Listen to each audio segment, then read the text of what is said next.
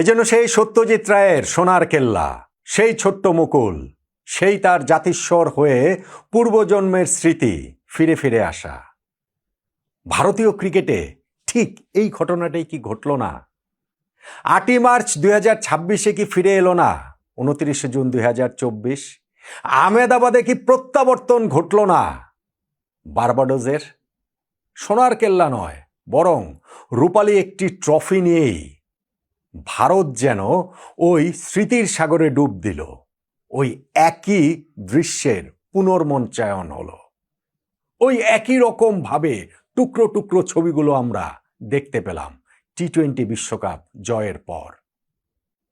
বছর দুয়েক আগে বার্বাডোজের সেই ফাইনালের শেষে বিখ্যাত আইকনিক যে ছবিটা, রোহিত শর্মা এবং বিরাট কোহলি তারা ভারতীয় পতাকা জড়িয়ে ধরে যে পোজ দিয়েছিলেন, এই দিন তো সূর্যকুমার যাদব, হার্দিক পান্ডিয়ারা একই রকম পোজ দিলেন।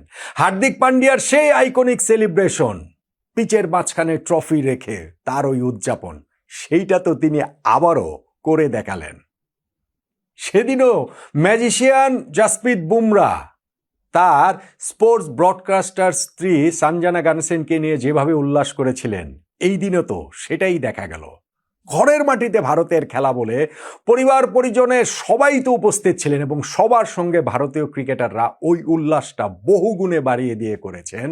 জাতীয় পতাকা নিয়ে তারা সেই উদযাপনে মেতে উঠেছেন।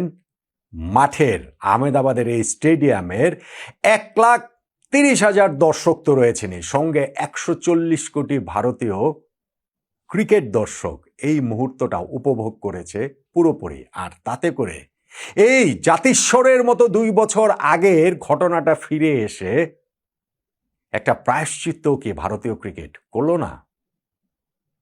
ভারতের এইবার বিশ্বকাপ না জেতার কোনো কারণ ছিল না, ভারতের এবার বিশ্বকাপ না জেতার কোনো অপশন ছিল না। হ্যাঁ, টি-20 ওয়ার্ল্ড কাপের হিস্ট্রিতে তার আগের যে 9টা আসর হয়েছে, কোনো আসরে ডিফেন্ডিং চ্যাম্পিয়নরা পরের আসরে শিরোপাটা ধরে রাখতে পারেনি। তবু এই ভারতের উপরে সেই প্রেশার, প্রত্যাশা সবই ছিল প্রবলভাবে। এর আগে 9 বারের মধ্যে কোনোবারই স্বাগতিক দেশ শিরোপা জিততে পারেনি, এই ভারতের উপর সেই এক্সপেকটেশনও ছিল তুমুলভাবেই। এবং কোনো দেশ কখনোই 3 বার টি-20 ওয়ার্ল্ড কাপের শিরোপা জিততে পারেনি। এই ভারতের কাছে সেই চাওয়াটাও তো সমর্থকদের ছিল এবং প্রত্যেকটা চাওয়াকেই তারা প্রাপ্তির পূর্ণতা দিয়ে দিয়েছেন এই ফাইনালটাতে নিউজিল্যান্ডের বিপক্ষে বিস্ফোরক বিধ্বংসী একটা জয়ের মাধ্যমে। আর তাতে করেই ওই আলোচনাটার পালে এখন আর অনেক বেশি হাওয়া লাগার কথা যে এটাই কি টি-20 ফরম্যাটের ইন্টারন্যাশনাল ক্রিকেটের ইতিহাসের সর্বকালের সেরা দল। কেন সেই আলোচনাটা করবেন না? যেই দলটা গত টি-20 বিশ্বকাপ জয়ের পর থেকে শুরু করে 8টা দ্বিপাক্ষিক সিরিজের সবগুলো জিতেছে, বহুজাতিক টুর্নামেন্টে এশিয়া কাপ জিতেছে, এরপরে এই বিশ্বকাপও জিতল, কমপ্লিট হওয়া মোট 48টা টি-20 ম্যাচের মধ্যে 41টা জিতেছে, 85% যাদের উইনিং রেশিও, সেই দলটাকে সর্বকালের সেরা মানতে অসুবিধাটা কোথায়? ভারতীয় ক্রিকেটের এই সূর্য সন্তানরা, আমি আমার টার্নিং পয়েন্টের ভিডিওতে বলেছিলাম, ভারতীয় ক্রিকেটের সূর্য সন্তান হিসেবেই তাদের ইতিহাসে অমরত্ব নিশ্চিত হয়ে গিয়েছে। এবং সেই সূর্য সন্তান 2 অর্থেই, আক্ষরিক অর্থেও যেমন, প্রতীকী অর্থেও তেমন। সাফল্যের সূর্যটা তারা যেমন ছিনিয়ে এনেছে, ঠিক তেমনিভাবে তাদের ক্যাপ্টেন সূর্যকুমার যাদব সূর্যের সন্তান, সেই হিসাবেও আপনি এই দলটাকে সংজ্ঞায়িত করতে পারেন। দলটা কি ছিল দেখেন, এবং কেমন পারফর্ম করেছে দেখেন, এবং কিভাবে আমি বলছি যে তাদের শিরোপা জেতা ছাড়া অন্য কোনো অপশনই ছিল না। এই ভারত শিরোপাটা কেন জিতবে না? আপনি দেখেন যে তাদের যখন যেইখানে যাদের প্রয়োজন পড়েছে তারা কিভাবে পারফর্ম করেছে। ধরেন আপনি সঞ্জু স্যামসন, টুর্নামেন্টের শুরুতে যিনি ভারতের একাদশেই ছিলেন না, অথচ টুর্নামেন্টের শেষটা তিনি কিভাবে করেছেন। ভার্চুয়ালি কোয়ার্টার ফাইনালে রূপ নিয়েছিল যেই ম্যাচটা ওয়েস্ট ইন্ডিজের বিপক্ষে, সেই ম্যাচে 50 বলে অপরাজিত 97 রানের ইনিংস খেললেন। সেমিফাইনাল ম্যাচে ইংল্যান্ডের বিপক্ষে 42 বলে 89 রানের ইনিংস খেললেন। ফাইনালে নিউজিল্যান্ডের বিপক্ষে 46 বলে 89 রানের ইনিংস খেললেন। 3টে ম্যাচেই তিনি সেঞ্চুরি পেতে পারতেন, পাননি একটাতেও। তাতে কি যায় আসে? এই 3 ম্যাচে তিনি যেরকম পারফর্ম করেছেন, দলের একাদশে না থাকা একজন ক্রিকেটার যেভাবে পারফর্ম করেছেন, এইটা আসলে ক্রিকেট ইতিহাসেরই সবচেয়ে আনন্দদায়ী কামব্যাকগুলোর একটা, সবচেয়ে রিমার্কেবল কামব্যাকগুলোর একটা সঞ্জু স্যামসনের এই স্টোরিটা। টুর্নামেন্টে মাত্র 5 ম্যাচ খেলেছেন তিনি, 321 রান করেছেন এবং এর মধ্যে এই শেষ 3টা ম্যাচেই তিনি 275 রান করেছেন। টুর্নামেন্টে তার স্ট্রাইক রেট 200, তার ব্যাটিং অ্যাভারেজ 80 এবং এই মাত্র 5 ম্যাচ খেলেই কিংবা এই শেষ 3টা ম্যাচের পারফরমেন্সেই সঞ্জু স্যামসন হয়ে গেছেন বিশ্বকাপের সেরা খেলোয়াড়। এই দল, এই ভারত শিরোপা না জেতাটা তাদের আর অপশন থাকে কিভাবে? ধরেন আপনি অভিষেক শর্মার কথা, যিনি এই বিশ্বকাপ শুরু করেছিলেন, তাকে ঘিরে অনেক বড় প্রত্যাশা ছিল, সেই প্রত্যাশার প্রতিদান তিনি দিতে পারছিলেন না। এমনকি ফাইনালে তাকে একাদশে রাখা হবে কি হবে না সেটা নিয়ে পর্যন্ত তুমুল আলোচনা হচ্ছিল। সেই অভিষেক ফাইনালে কি একটা ইনিংস খেললেন, 18 বলে তিনি 50 করে ফেললেন। ভারত যে ওই যে 250+ স্কোরটা করেছে, সেইখানে শুরুটা তো এই অভিষেক শর্মার ব্যাটিং ঝড়েই। ধরেন ঈশান কিষান, তিনি পাকিস্তানের বিপক্ষে কি দুর্দান্ত একটা ইনিংস খেলেছিলেন গ্রুপ পর্বে, মনে আছে? নিশ্চয়ই মনে আছে। তারপর সেমিফাইনাল, ফাইনালে যে 2টা পার্টনারশিপ, 2টা গুরুত্বপূর্ণ নক, ফাইনালেও যে তিনি যে 50টা করলেন 25 বলে 54 রানের। এই ভারতের কি ফেইলিওর কোনো অপশন হয়? হতে পারে? আমাকে বলেন তো দেখি। আপনি দেখেন সূর্যকুমার যাদব গত টি-20 ওয়ার্ল্ড কাপের ফাইনালটাতে তার সেই ক্যাচ, তার সেই অতিমানবীয় ক্যাচ, ডেভিড মিলারের, যেই ক্যাচটা না ধরলে হয়তো বা ভারত নাও জিততে পারতো। লাস্ট ওভারে 16 রান প্রয়োজন, ওইটা যদি ছক্কা হয়ে যায় তখন 5 বলে 10 রান প্রয়োজন। এরকম সময় তিনি যেই ক্যাচটা ধরেছিলেন সেটা তো ক্রিকেট রূপকথার চিরন্তন অংশ। এইবারের ওয়ার্ল্ড কাপের প্রথম ম্যাচটা ইউএস এর বিপক্ষে তার ওই দুর্দান্ত ক্যাপ্টেন্স নকটা ছিল। এরপরে টুর্নামেন্টটা ব্যাটসম্যান হিসেবে হয়তো তার অত ভালো যায়নি, কিন্তু ক্যাপ্টেন হিসেবে সামনে থেকে তিনি লিড তো করেছেন। তিলক ভার্মা, যিনি এই টুর্নামেন্টে তার ওই ব্যাটিং অর্ডারে টপ 3-তে, নাম্বার 3-তে শুরু করেছিলেন, তিনি দলের প্রয়োজনে যখন তাকে লোয়ার মিডল অর্ডারে নামিয়ে দেওয়া হলো, সেইখানটা তো কি দুর্দান্ত পারফর্ম করেছেন। শিবম দুবে কি অসাধারণভাবে ছোট ছোট যে নকগুলো, সেগুলো দলের প্রয়োজনে কাজে এসেছে। ফাইনাল ওভারটাতে যে তিনি 24 রান নিয়েছেন, অন্যান্য অনেকগুলো ম্যাচেও রয়েছে, তার কন্ট্রিবিউশনটাকেও কিভাবে বলবেন? এবং Jasprit Bumrah, my goodness, magician. Cricket ইতিহাসে টি-20 ফরম্যাটে সর্বকালের সেরা বোলার, ফুল স্টপ। এটা আমি আগে একটা ভিডিওতেও বলেছিলাম, আলোচনায় বলেছিলাম। একটা বিস্ময়কর ব্যাপার ছিল যে টি-20 ইন্টারন্যাশনালে জাসপ্রীত বুমরা কখনো 4 উইকেট পাননি। সেই বিস্ময়টাও কাটালেন এবার ফাইনালে। তিনি ফাইনালি 4 উইকেট পেলেন, টুর্নামেন্টে 14টা উইকেট নিয়ে হায়েস্ট উইকেট টেকার তিনি। এবং ফাইনালের চেয়েও সেমিফাইনালে তিনি যেই বোলিংটা করেছিলেন, ওই যে ইংল্যান্ডের বিপক্ষে 5 ওভারে 69 রান প্রয়োজন, ওই সময় তার 2 ওভার থেকে মাত্র 8+6 14টা রান দিলেন, ওইখানেই তো ম্যাচ ডিসাইড হয়ে গেছে, ওইখানেই তো ভারত ফাইনালে উঠে গেছে। সো এই ম্যাজিশিয়ান যদি থাকে তাহলে ভারতের ফেইলিওরের অপশনটা কোথায়? হার্দিক পান্ডিয়ার সেই সেমিফাইনালের হিরোইক্স 19 নম্বর ওভারটা মাত্র 9 রান দেওয়া, ফাইনাল শেষেও বলছিলেন যে ওই ম্যাচটাকে 2024-এর ওয়ার্ল্ড কাপ ফাইনালের মতো করে ভেবেছিলেন, সেই স্মৃতি তিনি ফিরে এনে নিজেকে ইন্সপায়ার্ড করেছিলেন।